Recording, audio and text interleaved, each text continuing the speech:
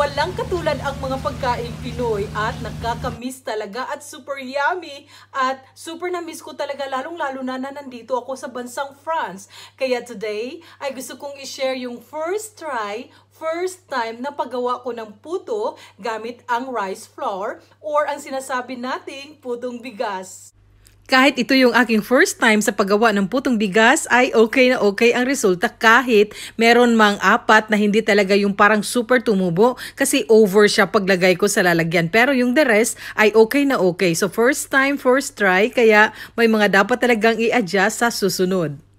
Kaya let's start na tayo at ihanda na natin ang mga ingredient. First, maghahanda tayo ng bowl. Isunod natin ilagay ang ating flour, na kung saan 2 cups ang gamit ko dito.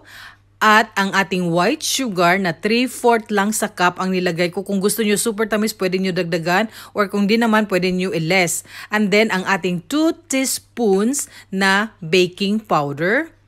At ang ating pinch of salt lang or 1/4 teaspoon na asin. And then, after nyan ay i-mix natin. Ito yung ating mga dry ingredient.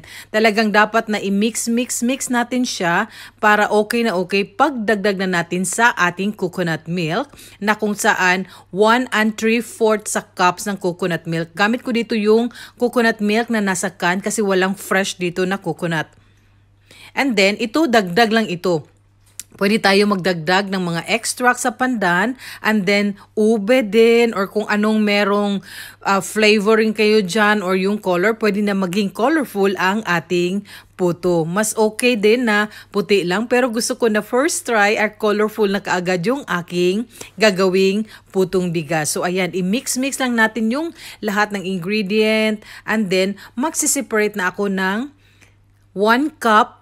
Siguro lahat-lahat ay may 2 1/2 cups na i-separate natin. So first, ang ating 1 cup ilagay ko sa bowl.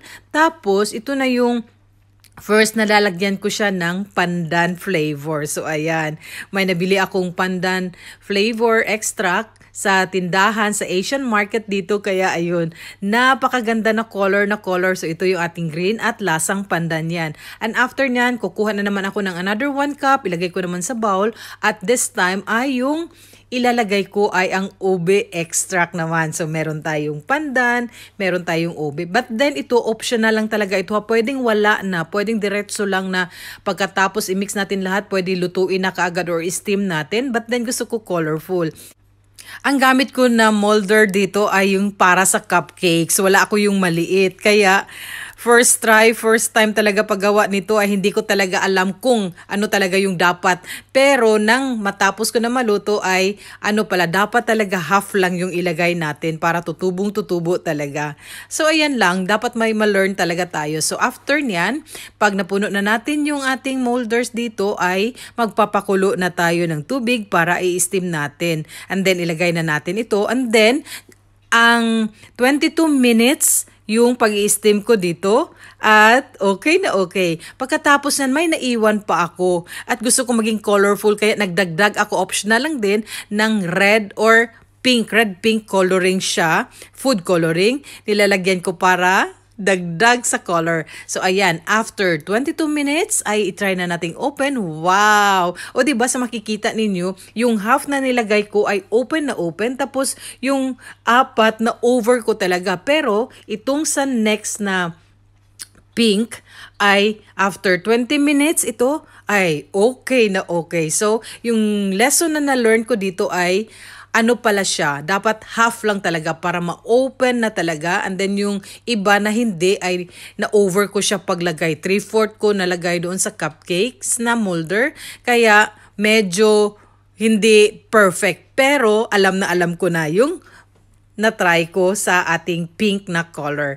Ay, ang sarap talaga ng pakiramdam na makakain ng mga pagkaing Pinoy ulit, lalong-lalo na andito ka sa ibang bansa. Sana ay nagustuhan ninyo at matuto tayong magluto ng ating sariling pagkaing Pinas. Ito ang putong bigas, first time ko na pagluto nito. Hope you like this video. Thank you and God bless us all.